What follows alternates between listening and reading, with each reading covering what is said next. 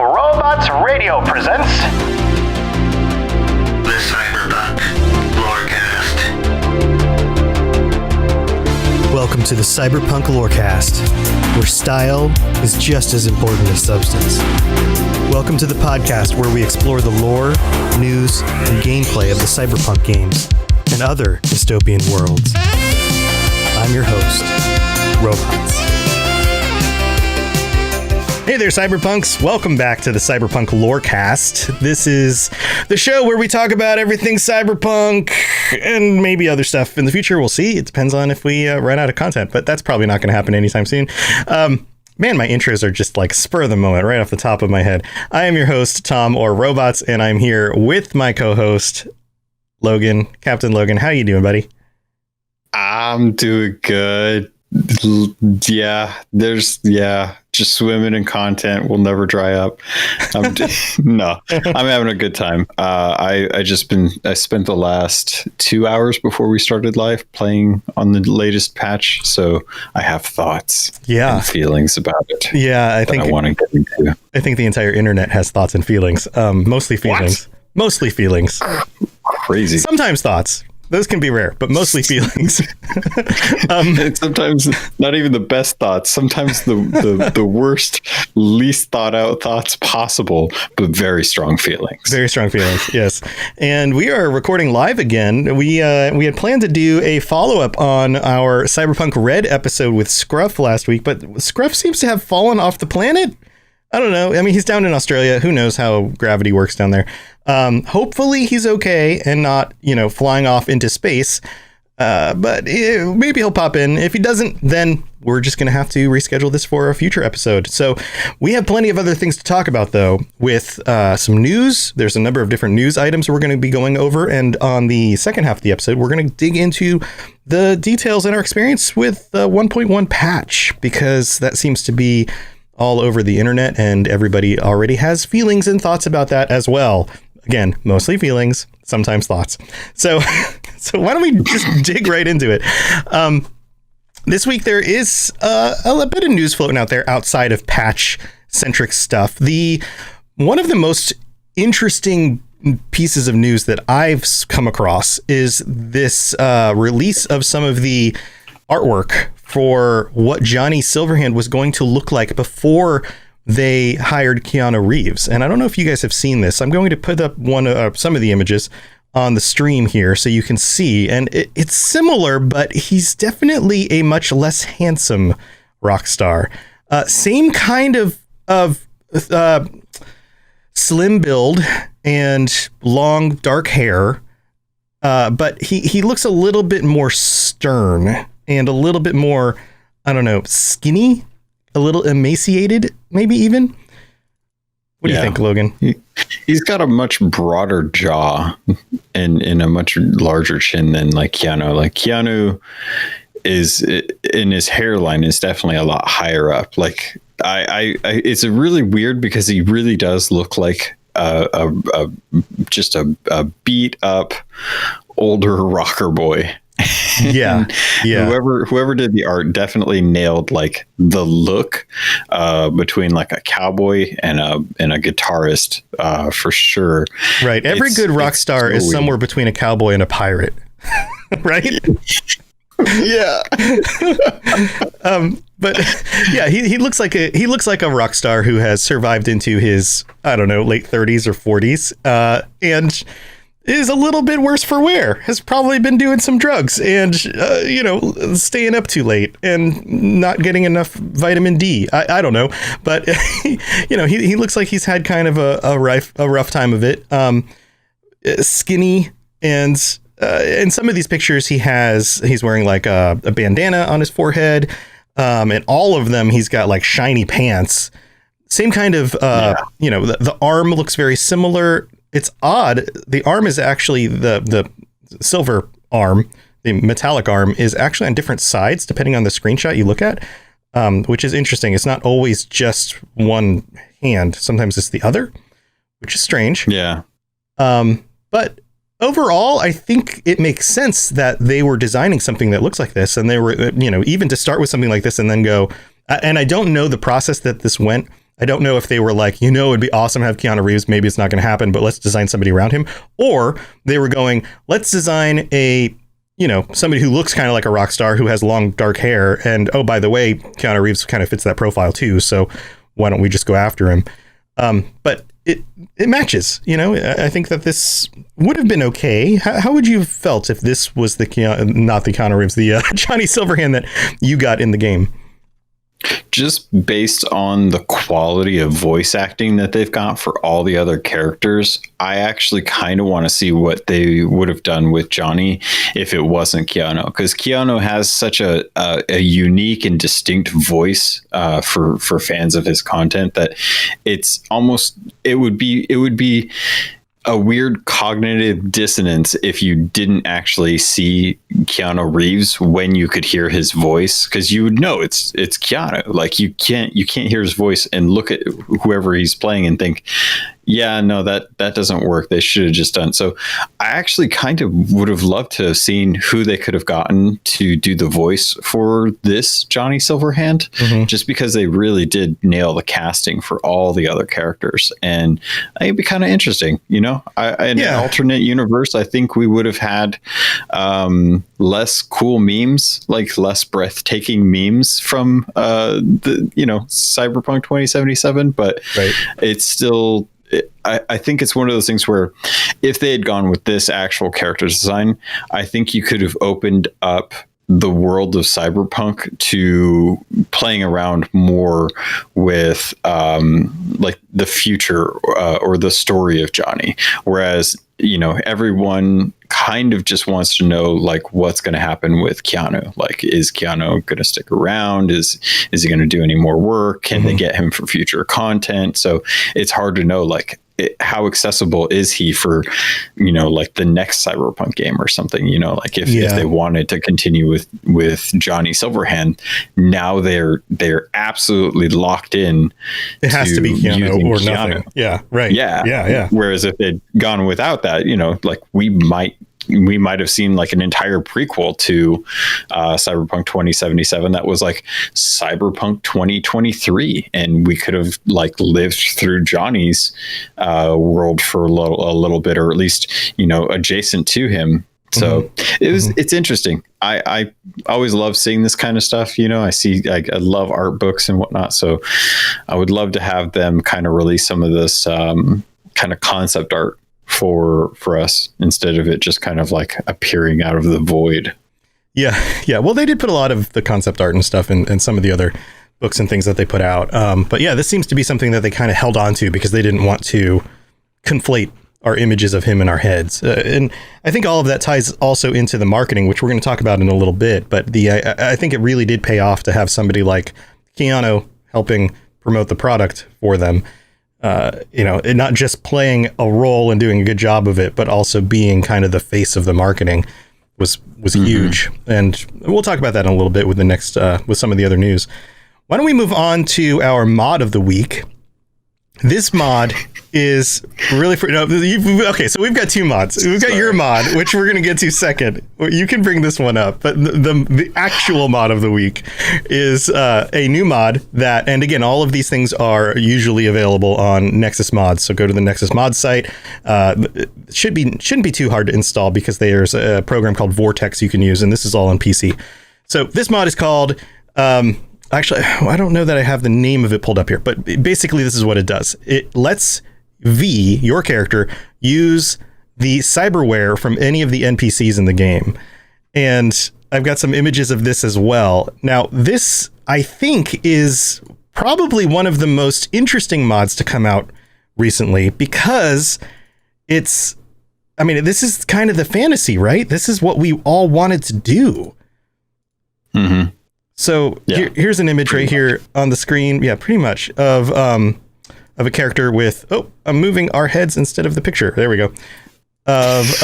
This is a female V, but she has that shiny skin, that plasteel looking skin. And so this V happens to have dark skin, but you can see the shine off it is very bright. So there's a lot of contrast between the darker skin and then the bright shiny stuff.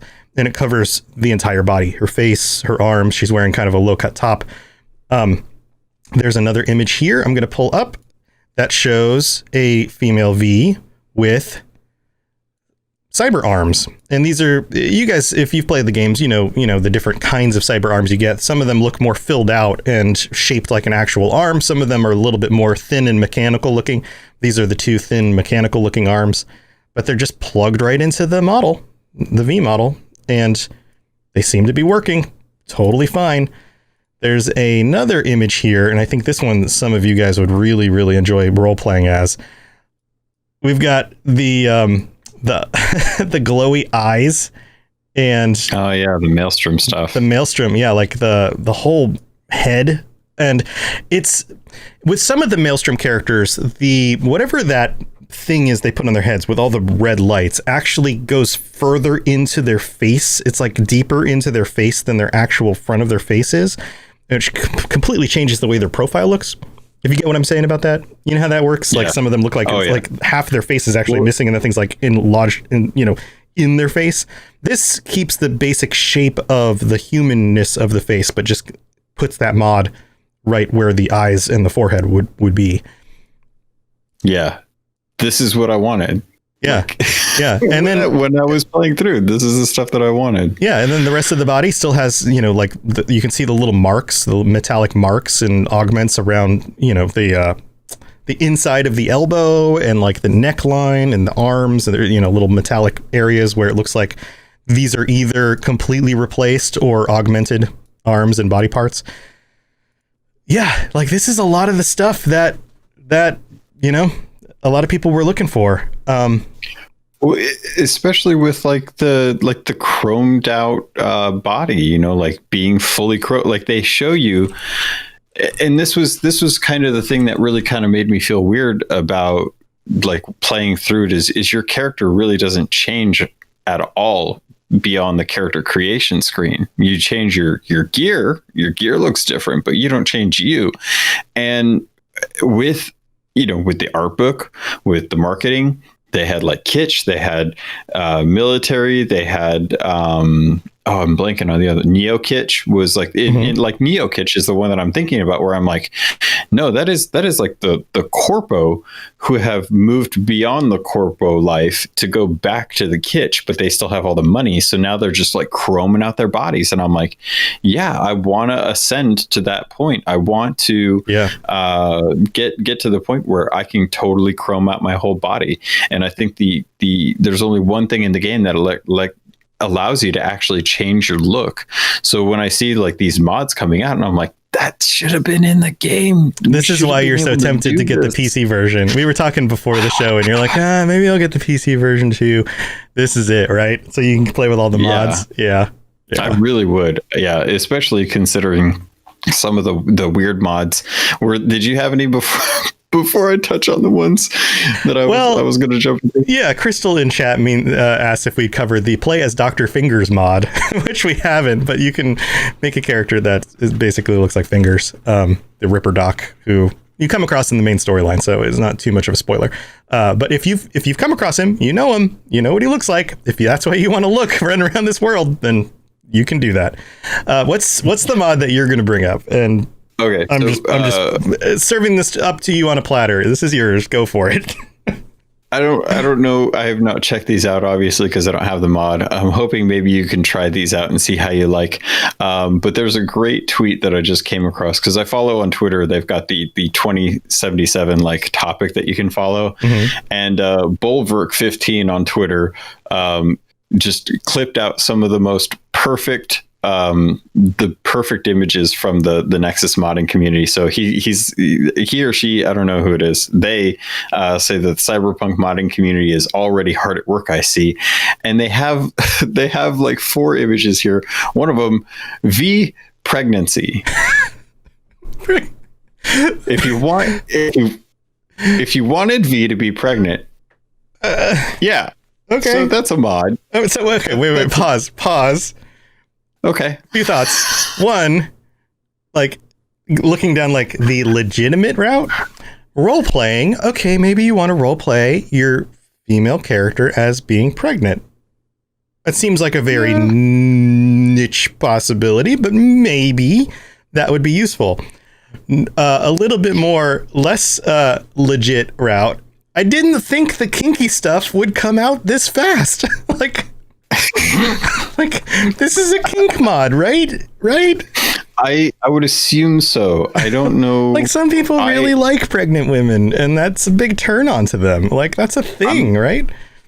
Yeah, I'm not here to judge. I'm not either. I think that's got to be the motivation, though, right? I would imagine so. I know I've seen it on models and stuff like that, but you're not wrong. Yeah, I'm not judging anybody's sexual preferences. Like that's just baked into your brain. That's who you are, and that's fine as long as it doesn't hurt anybody or children. Like that's fine. Right. But like that's got to be the reason, right? That's like And you're not wrong, because in the thread of this tweet, the next one is public hair for female V. Public hair? Pubic, sorry. That's a different kind of kink. It is definitely, public hair. You know, if you want, like, you walk around and let other people style your hair for you actively while in public. That's what public hair is. So there's pubic hair. There's one that's called, and I admit my ignorance on this one because I'm not 100% sure what this actually entails, but there's one called E-Girls Makeup Edits. And I don't know what that means. I mean, that's probably, okay, so I haven't looked this one up, but it's probably just allows you to edit makeup on either your character or NPCs.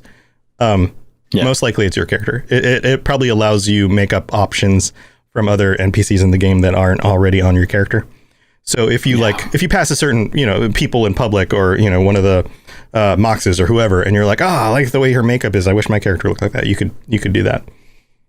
Yeah. And it's funny because I was heading over to Nexus Mods just to check out and see if I could dig into a couple of these real quick, just to get a little more information about them. I didn't have time, but apparently there is one that allows you to play as Red Menace or Purple Force as well too, which, if you don't know, is the two of the three from the Us Cracks, which is the Japanese-ish band that is in Cyberpunk, which is like part of the story down in one of the storylines. But yeah, so if you like the big insect look of the characters with their bug eyes or the multi eyes and stuff, like if you want to go that route too, there's a Nexus mod for you, and it's super cheap. It's like so cheap. Pretty sure it's just free. Pretty sure you can just install this. Yeah. So yeah, if you want bug eyes, you can get literal bug eyes. That's awesome. Now, outside of these kind of wacky mods, there are a bunch of other mods showing up on the Nexus mod store that are a little bit more beneficial for like just playing the game or role playing the game even. So things like improved mini maps, save editors, menu improvements, command line stuff, library swaps, even being able to alter recipes or skip the intro video. There's a bunch of these kinds of quality of life types of updates, but also the kinds of stuff that allows you to kind of get into the guts of the game a little bit in order to customize it and play with it. So if you're looking for any of that stuff's great. I haven't called out anything specifically to really dig into because they're all kind of what they sound like. So go to the Nexus Mods for site for Cyberpunk and just look at the most popular list. You'll see a bunch of those. But then there's also things like cyber fashion and being able to unlock any of the fashion across the game and apply it to your character, which would be great for screenshots or role playing your character in the world. And then even things like more realistic driving experience, which seems to try to, adjust the car's movements and things like that. So lots of stuff you can check out there. Any other thoughts on mods before we move on? I think they might be listening to the modding community, the CDPR, because I think that they're actually going to start implementing. Look, we talked last week. I think it was last week, or maybe it was the week before, where we were talking about some of the mods and like tracking and stuff like that. Mm-hmm. I think some of that stuff's actually starting to make its way into the actual game. I'm actually kind of happy. I figure we could probably dive into it when we start talking about the patch, but I'm kind of glad that all these mods are coming out, because it seems like just on the recent patch that CDPR is well aware of these mods and are looking to see which ones can be quickly implemented to help improve the playability and the enjoyment from the game. Which I wasn't expecting this early on. I didn't think we would get some of these. Yeah. But yeah. Yeah, cool stuff. Well, we have one other news topic to talk about here. There is an article from Eurogamer.net, and I know that this was sent out on other sites as well. This is just the one that we happened to pull up, that talks about the the sales of the game. So according to this, Cyberpunk 2077 is now the biggest digital game launch of all time.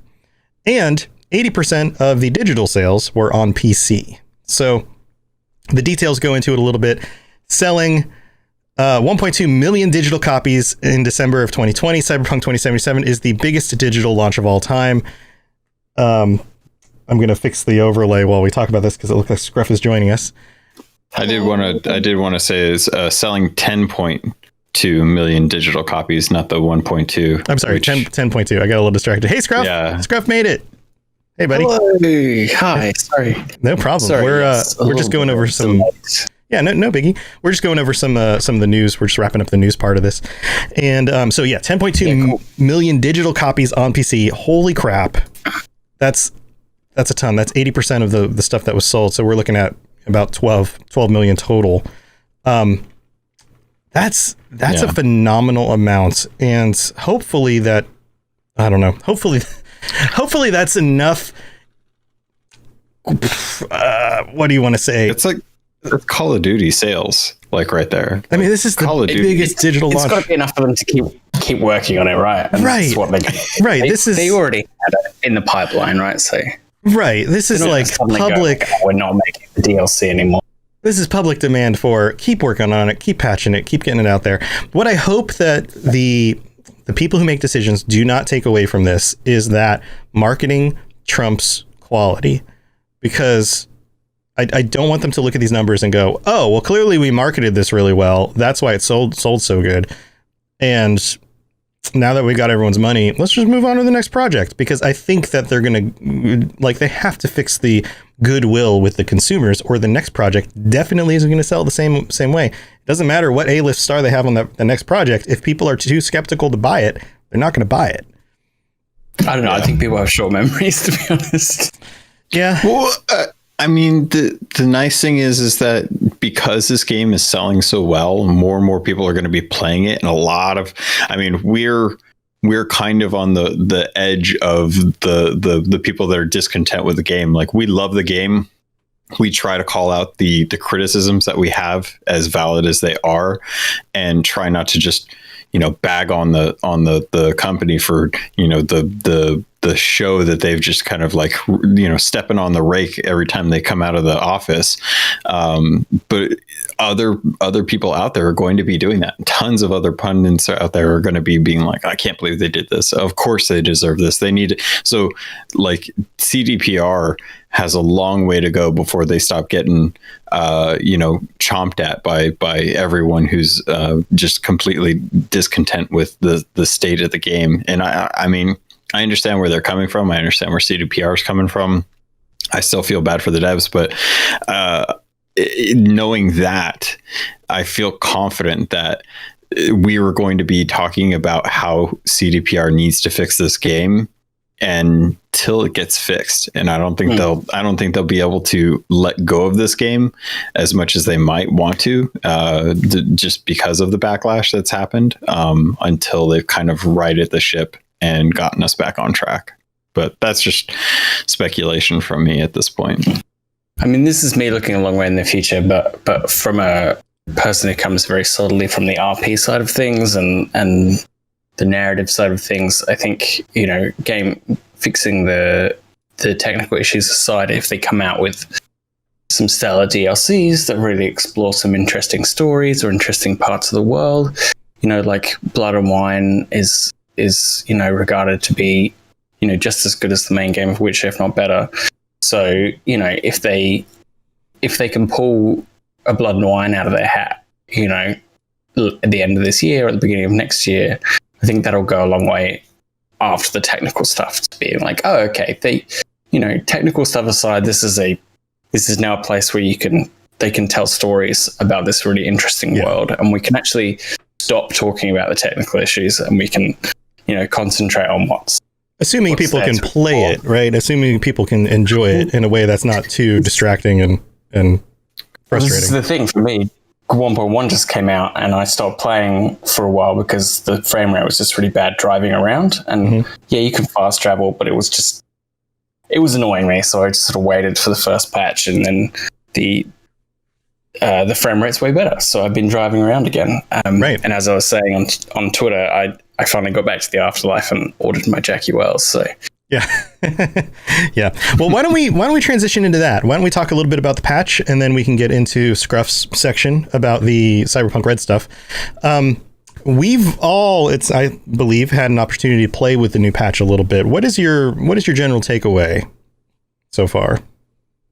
Either of you want to start? I can drive around the city. You can drive around the city. That's kind of your main takeaway on this one.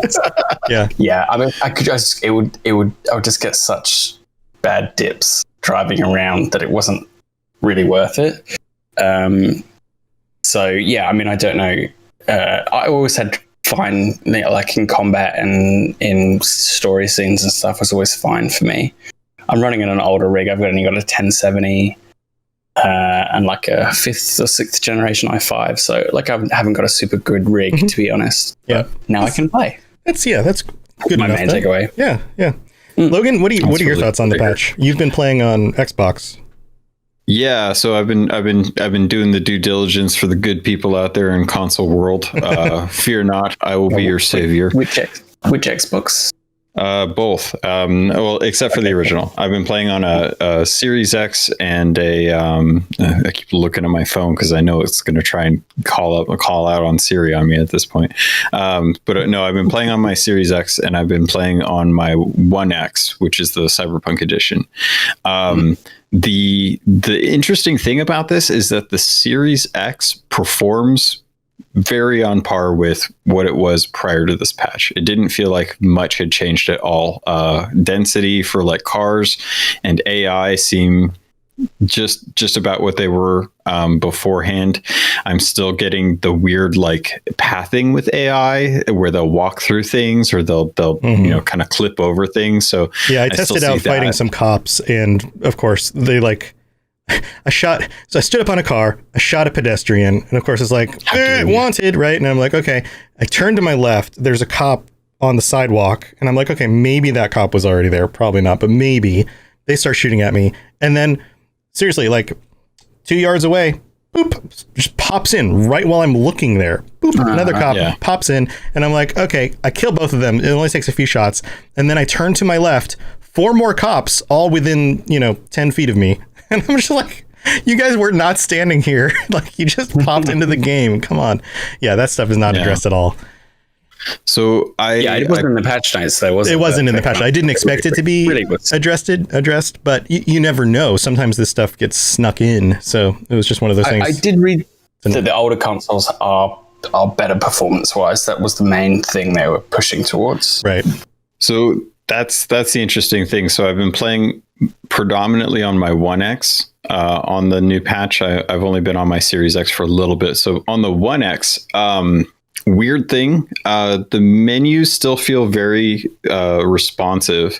I didn't notice any differences with the mirrors, what they were talking about. They mentioned specifically that the memory usage for character creation, mirrors, scanning, camera, remote control, menus, inventory map on the One X and the One S are supposed to be improved. So that is like such a nebulous thing to try and like test out when you're in the middle of a run. One thing that I'll take away from the patch so far is that when I was playing on 1.06, driving around and being in the world felt a lot more populated.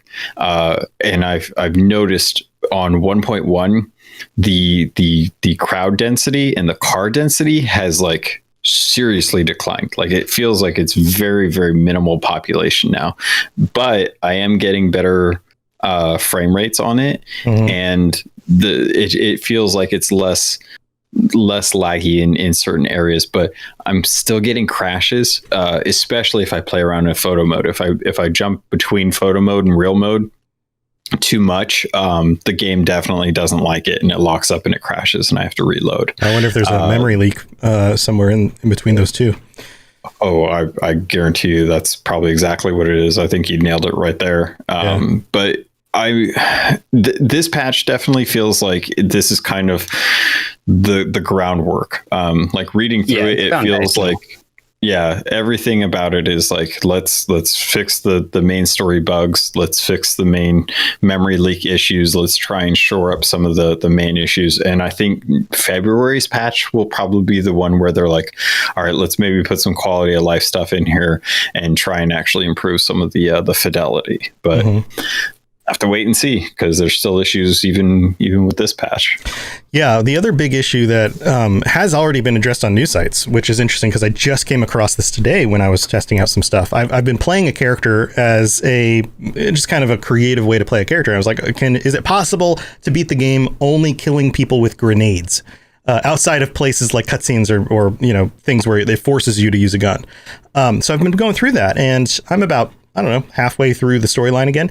And sure enough, I load up the game and good old Takamura gives me a phone call, and then his little head sits there on the screen, but he doesn't say anything. And of course, when you're in that mode, you can't do certain things, especially like throwing a grenade. It just kind of locks up your story progression right there.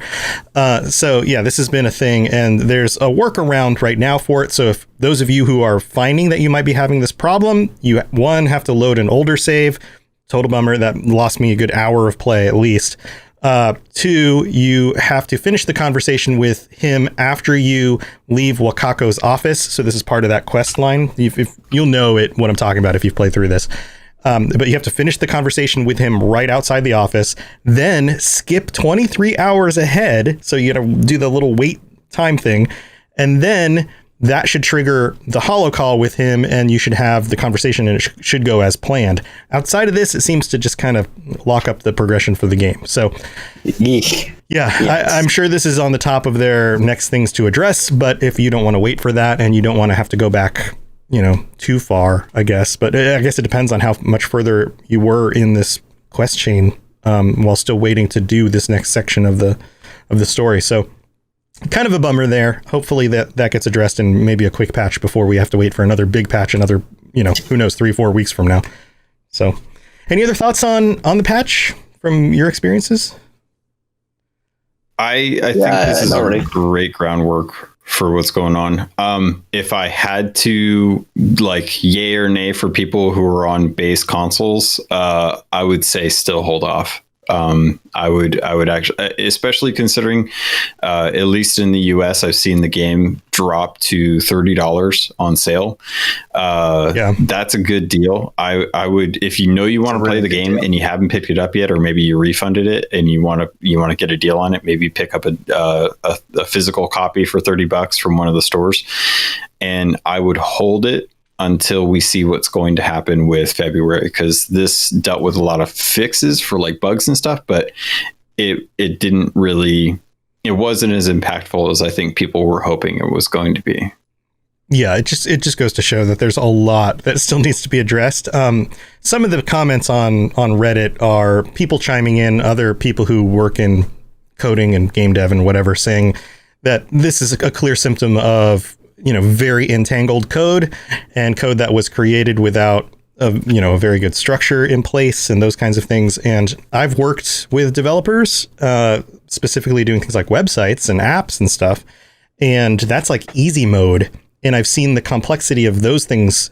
When you implement something new and it messes something else up, I can't imagine having, dozens or hundreds of people working on a team and the complexity of having to unravel something like that in a game like this. So, this is the beginning of what I hope will be a regular process, and we'll just get more and more addressed, and it's just going to take time until we get to a certain place where, for the most part, the major issues are taken care of. All right. Well, tell you what, let's move into the middle of the show, because we've got some Cyberpunk Red to talk about with Scruff again. And then we'll be back with that. So here we go.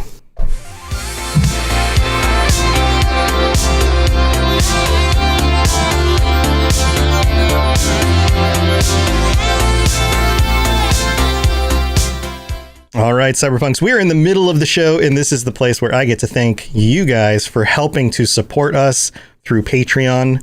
Patreon.com/CyberpunkLorecast. If you're interested, you can get ad-free episodes. You can get the opportunity to join us on an episode, and that's exactly what we're going to be doing next week with Ethan D, Kather, and So Thanatoasted. We will have 3 guests potentially, so if you're one of those 3 people, then you want to join us, make sure that you join us Sunday night next week, and that is the 31st at 9 p.m. Eastern, 6 p.m. Pacific. And if you can't make it, please let us know. You can still do some sort of pre-recorded content and send it in. We can still feature what you want to say on the show, even if you can't make it live.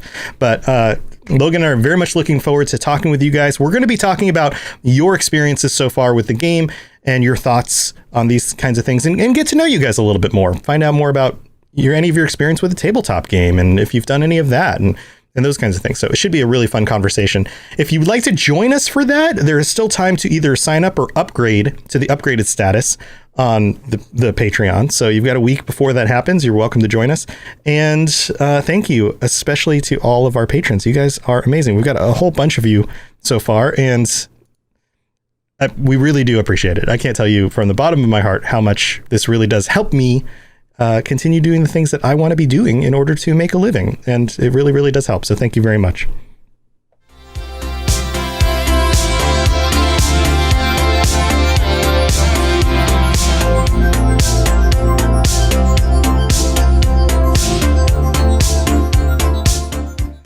Scruff, you're back. I was worried you weren't going to make it. We were like, oh, where is he? Where'd he go? But you showed up. Oh yeah, sorry. My son can be a little bit difficult to settle at this time of night.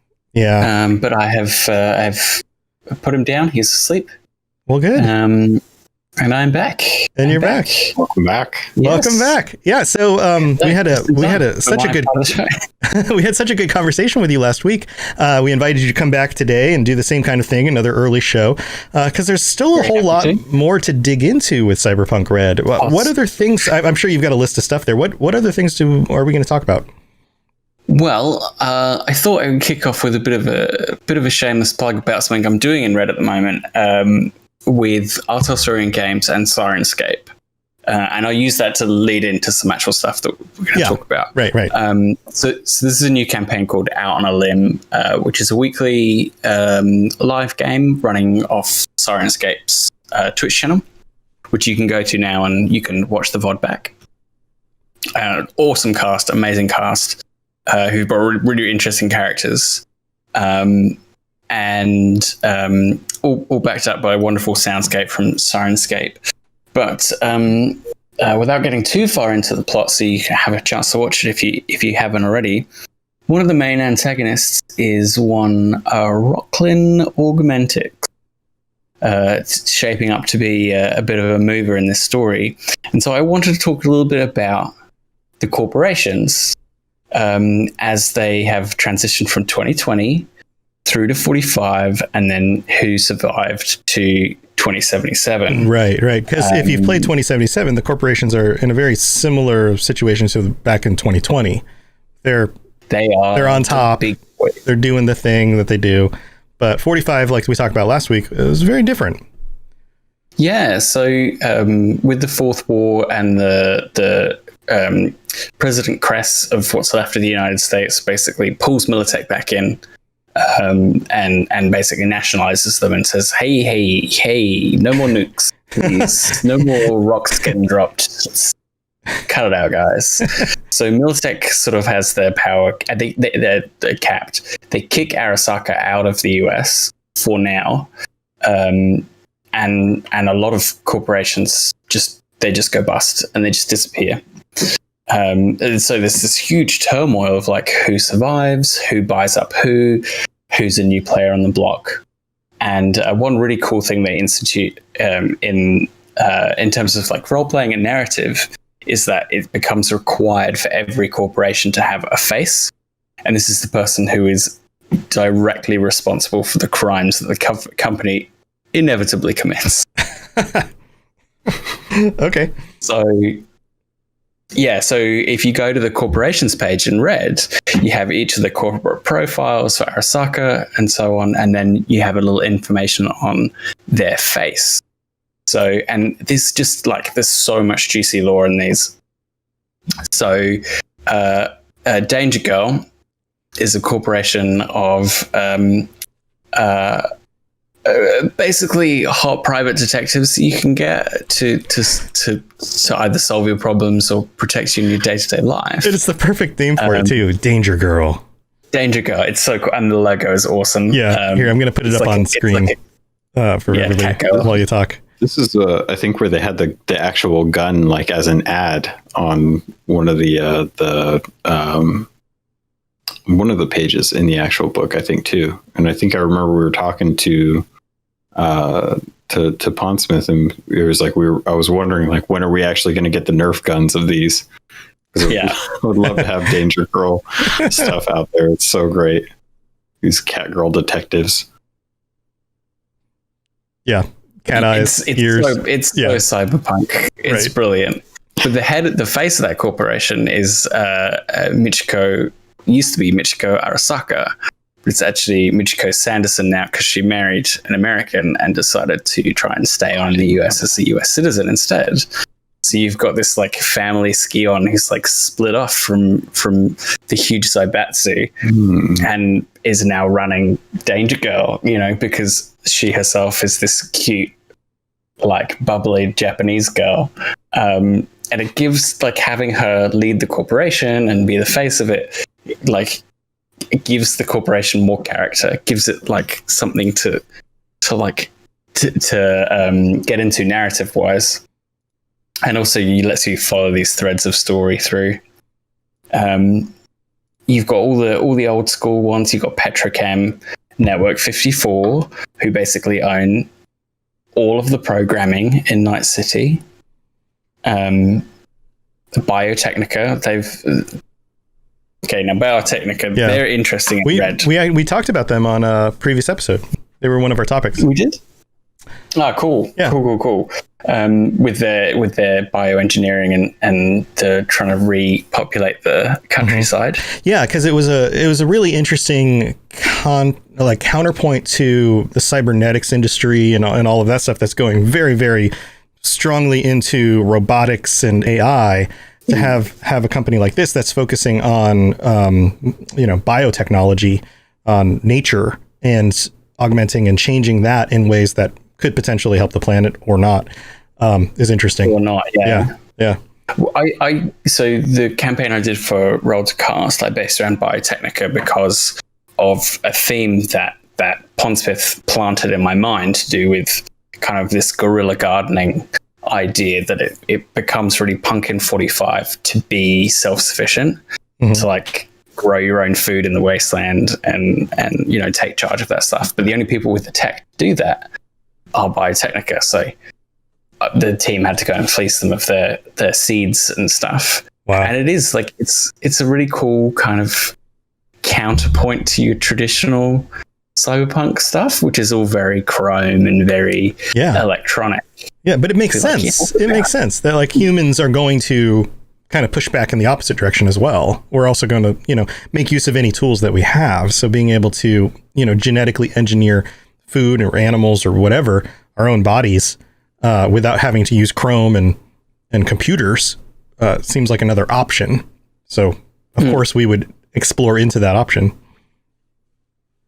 And of course, food itself has a whole bunch of cultural and political significance to it.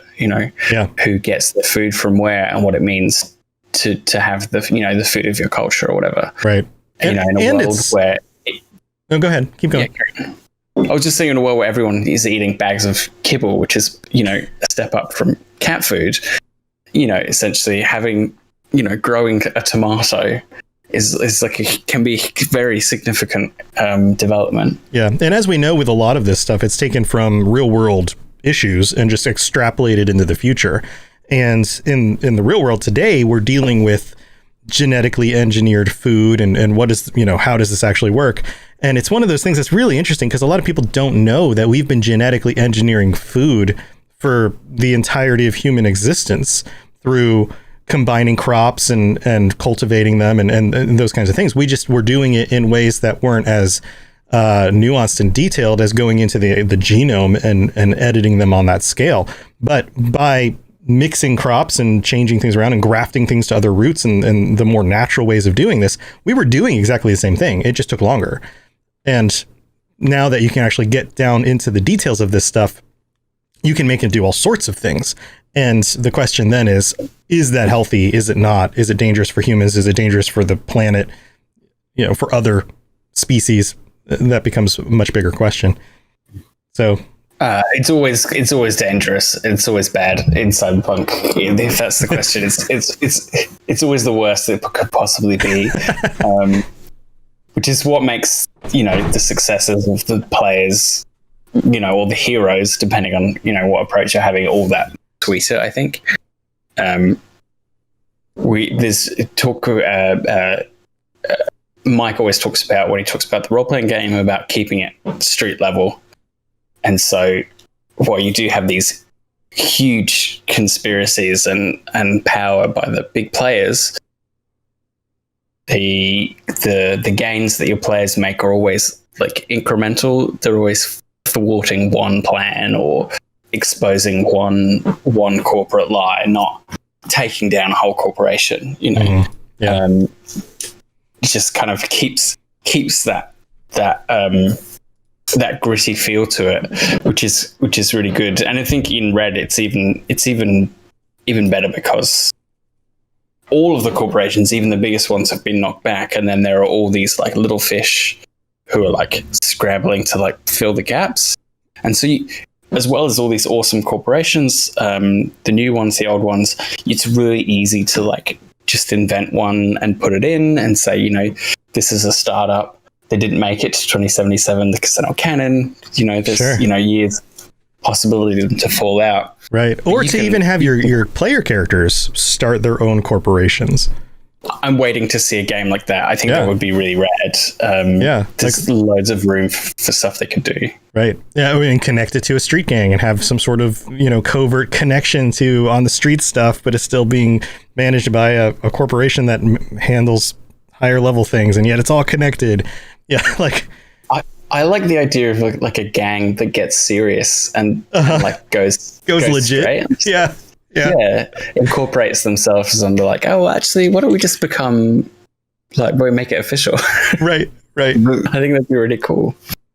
Ironically, that's kind of what happened with a lot of the big corporations that we have right now. Like Militech wasn't always Militech. It was like guys who were ex-military making weapons that are like, well, I can make weapons better than anyone else. And they just happened to get the funding to be able to build it. So you could totally come up with a bunch of solos in Red and have them just kind of, kick up their own manufacturing or consultancy. Like imagine creating your own corporation of solos and all they do is just consult other solos on how to handle jobs. And they're just like, I'm out of the game, but I'm still offering my services. So they train a personal protection service, like any of that stuff. You could be a thing.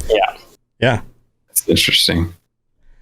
I like the possibilities that are available to you with Red. It feels like they've really kind of given you the tools to be able to build. Like I could totally see it going like the complete opposite and having a whole bunch of corpos in a group and having these corpos segregate themselves from, like their own, the company that they're with right now and try and kick up their own company to actually take on the company that they just broke away from as a competitor and actually run into situations where they are coming like head to head with their own old mini coworkers. Corporate war.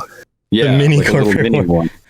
Yeah. Or you could have a fixer who spent most of their life on the street doing things illegally, realize that many of the organizations, gangs, whatever that they're dealing with need something. There's like a need in the market and they can supply it through legitimate means. And then starts a corporation to then legitimately supply these things to their customer base in a legal way. And then all of a sudden they're now legal and yet they're still running from their past. Like you could have a whole line about Yeah, that? I mean, the mechanics in Red, like, because supply lines are so poor and like international shipping so poor, like a lot of stuff that you want to get in your day-to-day life, you have to go to what's called a night market, which is where fixers just like set up temporary places where they can source you stuff. And, you know, in the main part, you get food and electronic parts and computers and, you know, washers, dryers, whatever you need, right? You know, you go into the back special room is where you get your black market cyberware and stuff. You could very easily see one of those turning into a more permanent thing, just like over time as the infrastructure repairs itself. Right. Even because it's just such a wonderful decision to blow the world up, essentially, to blow the city up, but not completely. It's such a wonderful decision to blow everything up. It's great. Yeah. It's a masterstroke, I think, because you have this city it's the city you know, and it's the city you'll see in 2077, but like half of it's under construction and the other half is like almost completely abandoned and is full of, you know, it's the combat zone but worse than it used to be. So you've got this real dichotomy between different parts, what's happening in different parts of the city. Everybody's scrambling to get a piece. Corporations are weaker, the new ones are springing up. It's just this really influx place, which is a great place to tell your own stories in.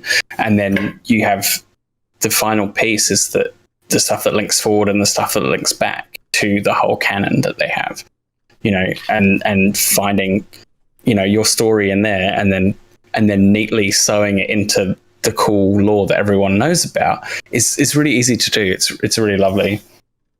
Yeah. I was wondering, because I was thinking about it because I just got the last two comics for the Cyberpunk, like 4 issues that they came out with, and it's all about Trauma Team. And I was thinking about it while we were talking about corporations, and given the nature of what happens in 2023, I know Trauma Team's in Red, but is that something? Because especially with Feed the Beast, it feels like everything is kind of built up on its own. Doesn't feel like any of the people that are in heaven are connected to any corporations per se, or you know, it feels like there isn't really that kind of support from like Trauma Team. Like I don't think I've heard anyone in the actual session that you guys did yet that's had anyone that's had like a Trauma Team card. So like, have you played around with the idea of how big is Trauma Team in Red, and are they still like the force to be reckoned with if you've got a Trauma Team card, or are they kind of diminished the way that like Arasaka and Militech are after the Fourth Corporate War? They're definitely still around, and you can definitely have a membership. I've not played with anyone who has forked out for one, so I don't generally play in games or you play games which have a lot of kind of money tracking and that sort of like living in the world stuff.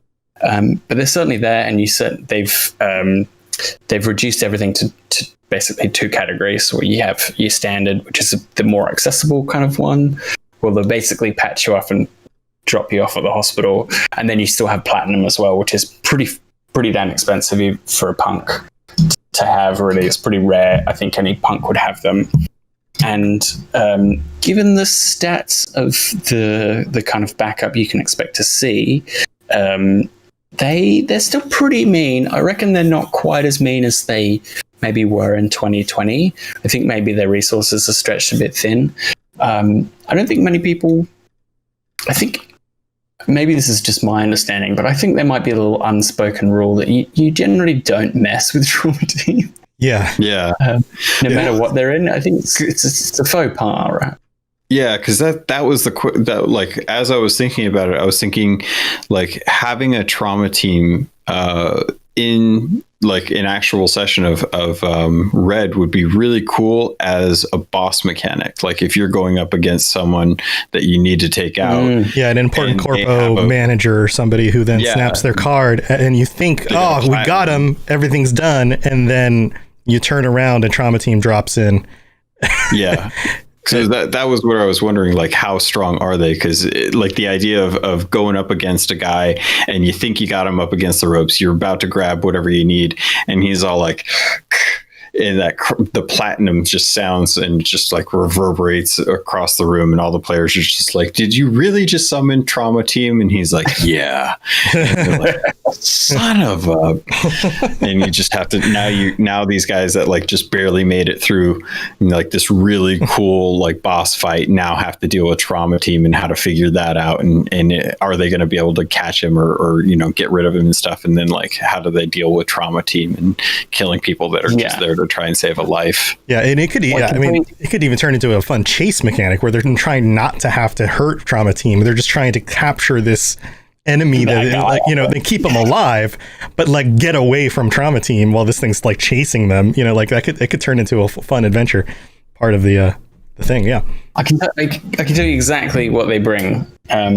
5 members: a doctor, a medical assistant, a pilot, and 2 Trauma Team security officers. Yeah. We did an episode on this as well. And the people on that, they're all highly trained, ex-military, like intense their stuff. Combat numbers are only 10. I would probably bump their combat numbers up to 12 or 14 personally, especially for the security officers and their assault rifles. I think 10 is a little low for how scary they are. But they do have armor 13, which is pretty terrifying.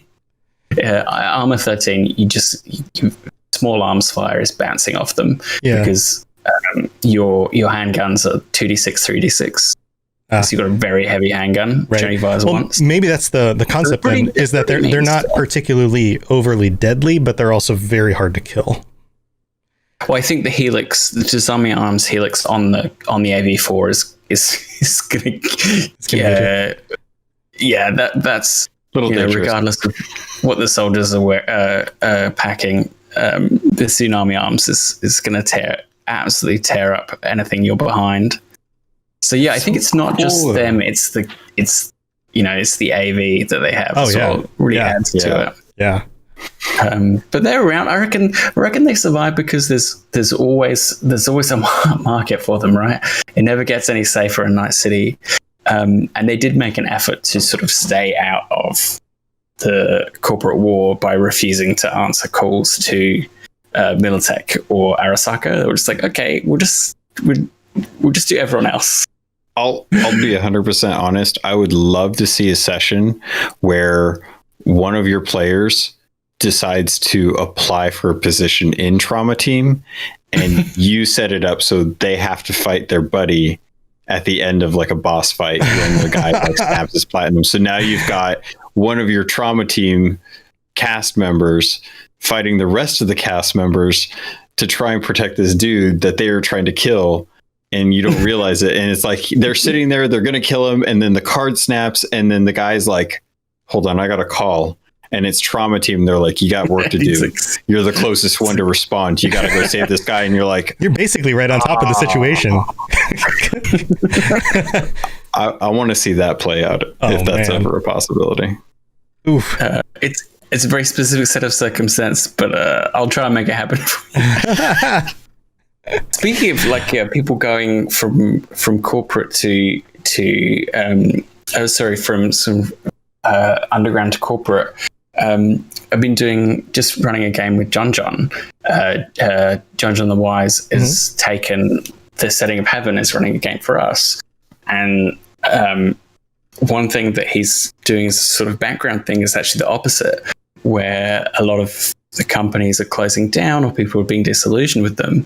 And the corporates are moving into Heaven instead, deciding to be independent, trying to be punks and to get involved in sort of community and mutual aid and stuff. So that's really interesting. I didn't really ever consider that angle, that the punks might actually have something to offer the corporations don't. It's like, well, we actually have souls, guys. You come live with us.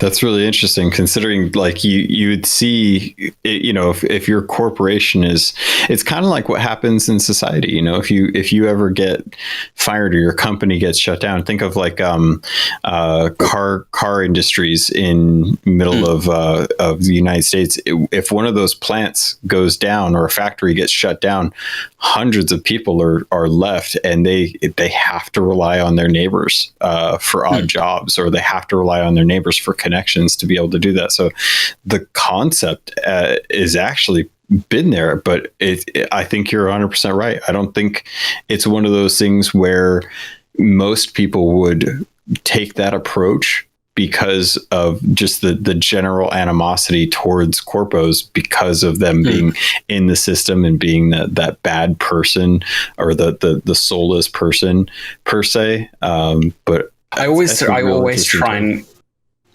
humanize, corpos or gangers or anyone as much as I can, right? So if you have a fight against a couple of corporate security guys who just, ran a cop, they've been hired, I'll give them names. I'll give them a characteristic, because they are, at the end of the day, they're people with doing their jobs and hoping to get paid for them. Sure, there are people at the higher ups in the corporations who are, real villains, who are really manipulating people's lives and hurting people indirectly for profit, But the people who work 9 to 5, they're sellouts. But just saying they're evil corpos, it's not very fun, Yeah, everyone has made choices. It's too flat. It's not real. Yeah. I'm curious, do you find, and I don't know the scope of how many people you've like GM'd for and stuff, but do you find actors tend to respond better to that because they can embody their character a little better than people that are just kind of fans of tabletop games and kind of look at it as a game as opposed to a story being told?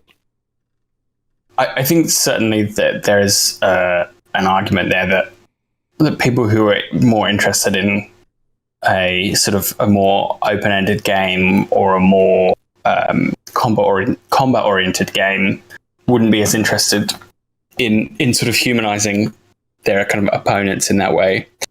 But I think, as for myself, it's part of the way I GM is to embody your opponents, right? And even if I was running just a combat encounter with people who are psychotic, so there was a fight in Feed the Beast where they had to fight 3 nuts maelstrom women who were like just cybered up to the nines. And so what I tried to do with them is I based them on the 3 fates and gave them 3 sort of archetypes. There was a sniper, there was a heavily armored grenade launcher, and there was like a chick with cyber skates and blades who like came at them. And so you can, even if you're not like humanizing them, saying, oh, okay, well, remember they're people with their own inner life.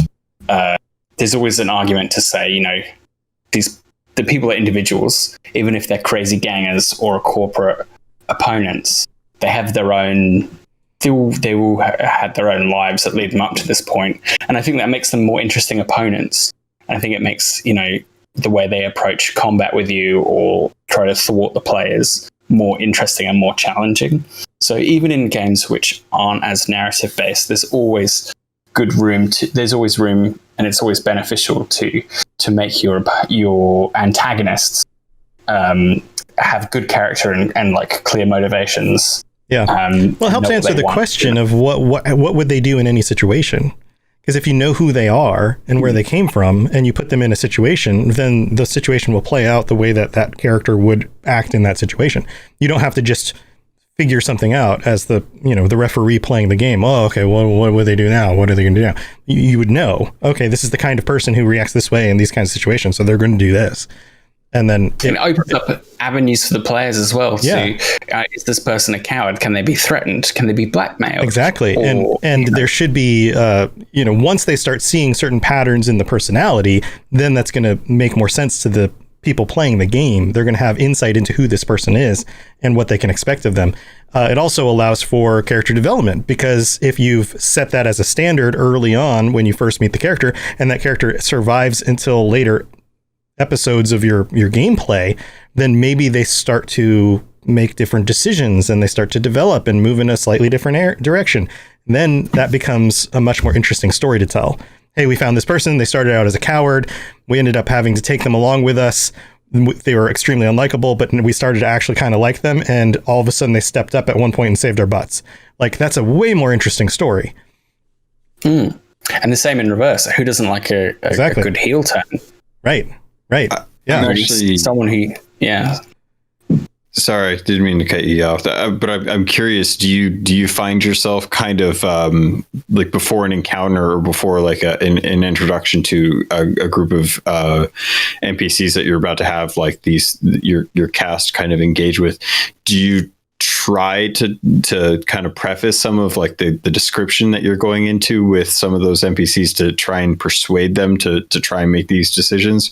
Or do you wait until they've kind of set along a path and then maybe toss in something to kind of see if that'll kind of mess them up or see if they'll change their perspective on it? Like in Feed the Beast, I know there was the early part when they were going to the lab to grab some data for the actual the seeds. The guard was just kind of described as a guard, but at some point there was the hint from that the guard might actually be female and might actually be attractive, and that kind of tweaked some of how the scene actually played out. So do you look for those moments in particular, or do you kind of have that like while you're actually getting set up for that, do you already plan on that being like a factor that you're going to see if that baits them into a situation? It's always a mix of both, right? So when I'm introducing players to a set of NPCs or a scene, I always like want to have like visually what are they first going to notice about the person? You know, glowing eyes, silver hair, and then there's an opportunity there for, human perception roll. DV13 reveals this about their demeanor in this moment. So that there's a bit of pre-planning of like, this is the read that they can get from the situation. And then if there's any fun things like that you think might entice a certain response, you definitely kind of thread that in as well. You're like, oh, this person is like endlessly antagonistic. And I know that one of my players has the character has a really short fuse. So I'm going to get them to like just really hammer on this person and see if I can get them to buy. You might layer that in, but you also want to be open because you can fucking never predict what your players are going to do and how they're going to react. So you always you can't overplan. So generally the NPCs will come into the scene wanting something, say, hey, we're from a gang and your buddy, that one of the three of your party in your team owes us money, right? And maybe they're not necessarily there to kill you, but they're there to shake you down. Mm-hmm. And they're there to intimidate you and make sure you pay up, threaten you, maybe physically hurt you, right? Depending on how it goes. Cyberpunk. But instead of just like you get ambushed by some people who don't like you, it's like these people want a certain response from you. They want they want something that's not necessarily violence, because they also want to live. And anytime a gun gets drawn, there's a possibility that they're not walking out of there alive either. Mm-hmm. So I think it's a combination of pre-planning, understanding what the NPCs want when they appear, and then putting, without being too heavy-handed, just popping in the little details that you think will excite certain interesting responses from people. And then if your players make an offer, if your players go something interesting and exciting, just run with it for all you're worth. Yeah. Never shoot it down. Always run with it. If it means like just letting them have stuff without rolls, if it's interesting, just let it go. That's always the best approach, I think. Yeah. Yeah, I think cooperative storytelling, we talked about this a little bit before, and I talk about this on the Dungeons and Dragons Lorecast. One of the things about doing tabletop role-playing is the cooperative storytelling that comes about from it. And this idea that like somebody else's response to something you set up could turn the entire thing in a different direction in a way that you never anticipated, but makes it way better than, a very simple example. I used to do a Dungeons and Dragons show, so similar kind of concept, right? Role playing your adventure. And they came across this evil witch who had stolen these children. It was basically a Hansel and Gretel story, right? Mm-hmm. And they were trying to figure out what the deal was. Turns out the witch was actually the children's grandmother and was protecting them. So that's the twist, but they didn't know it. And the one of the characters, who was like the cleric, knocks on the door in order to try to get in the place, and the witch introduces herself and says, "Oh, hi," and invites him in for tea. And so he comes in still thinking like, okay, this lady's going to kill me or attack me at some point. This is very strange. Right. But, when he was doing this while another character was trying to sneak in through a window in order to grab the children. So he's trying to keep her attention on him and away from the other side of the room behind her. And there was a moment where she was getting up to go get the tea. And so he says, like, he just grabs her hand because he basically failed a check to keep her attention. So he was just like, I grab her hand.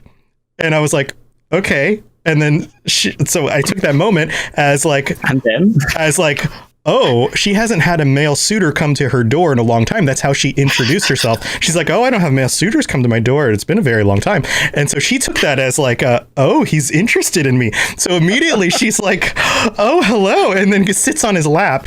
And like from that point on, like it went in a completely different direction. And he was a dwarf too, which made it even funnier. Oh, lovely. Yeah, but like I had no intention for that to go in that direction at all.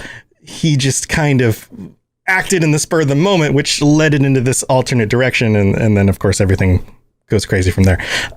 But yeah, so many awesome zany things that can happen in Cyberpunk. Oh, yeah. In exactly that same vein. Yeah, right? and that's just a little tiny example. It could be huge. Yeah. It could be a world-changing thing based on somebody as a player offers something up, and all of a sudden you're going, okay, well, I kind of expected the adventure to go this way, but man, that's a really cool twist. Let's go there. Mm. Yeah.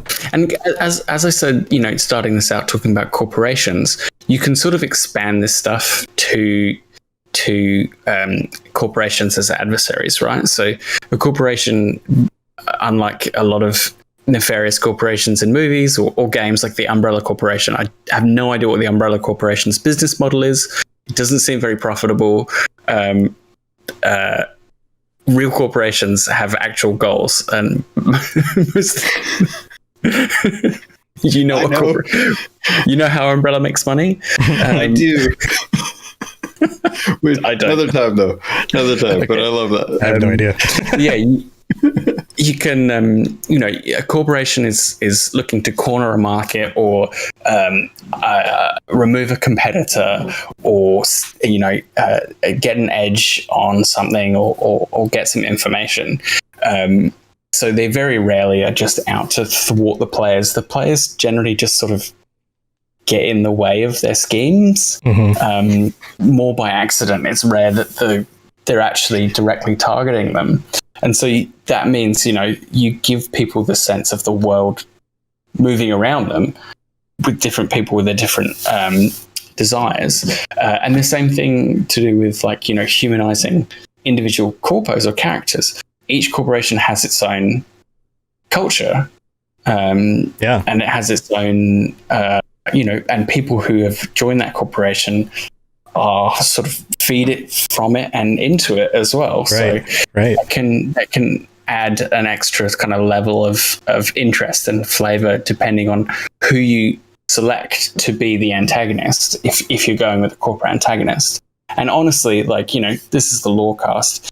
The corporations have so much flavor. Like, look at how iconic Arasaka is to the whole canon.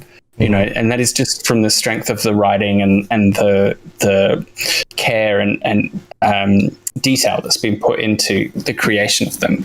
And they're just one corporation among dozens. Each of them has its own history and its own foibles and its own interesting characters and players. They make really great additions to any kind of Red game, I think. Yeah. I think that's a really solid wrap up for that topic. I think. Is there anything else you wanted to cover before we head out?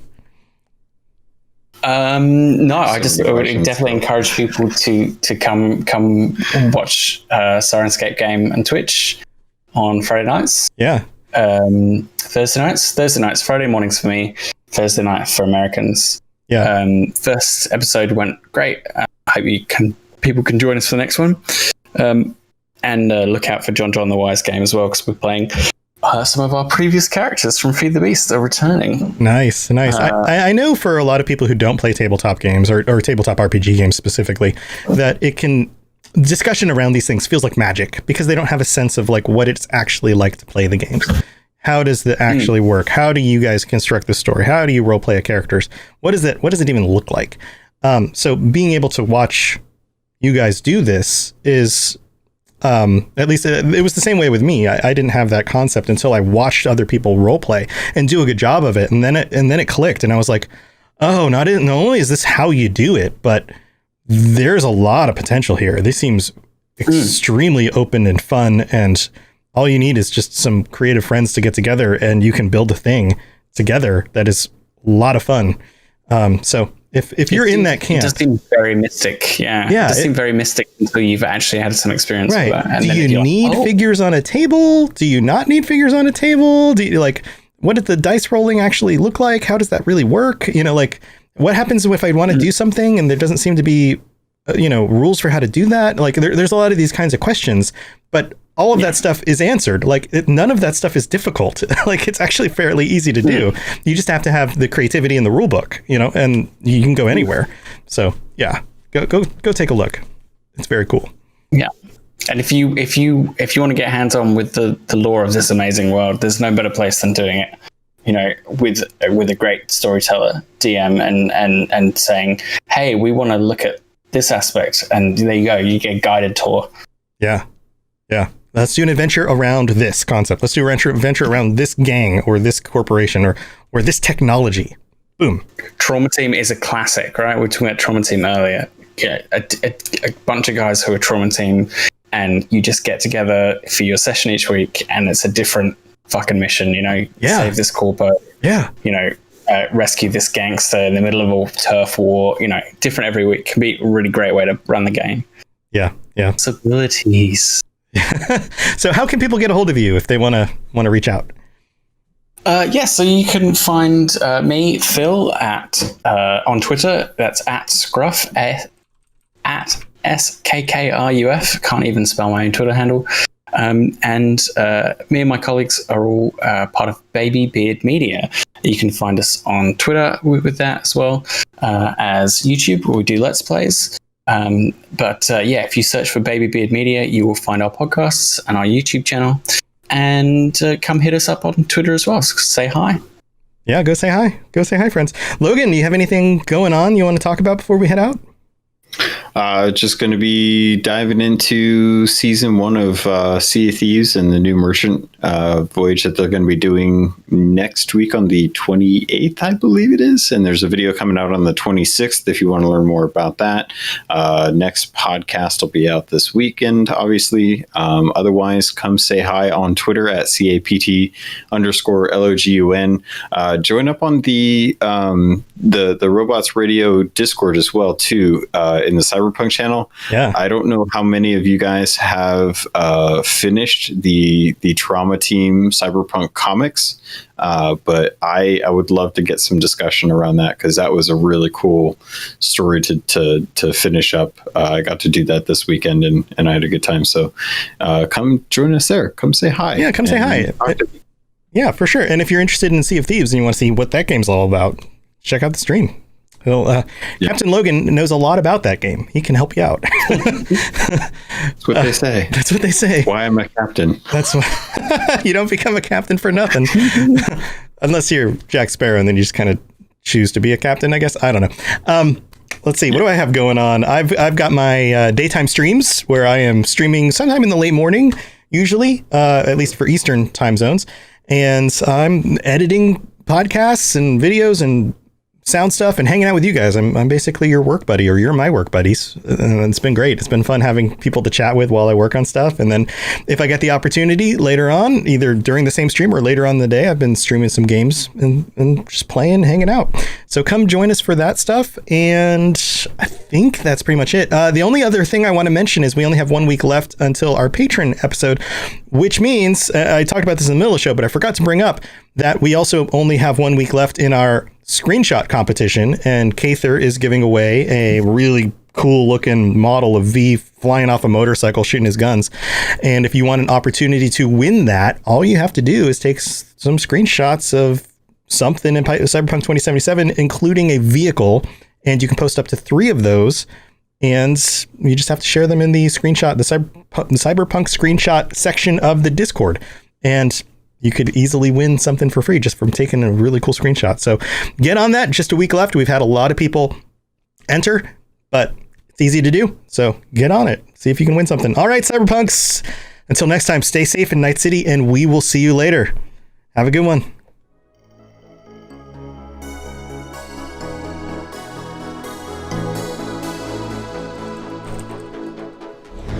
Thanks for tuning in to the Cyberpunk Lorecast. This show is a part of the Robots Radio Network, smart podcasts for interesting people. If you'd like to help support the show, please tell a friend and leave a 5-star review on iTunes.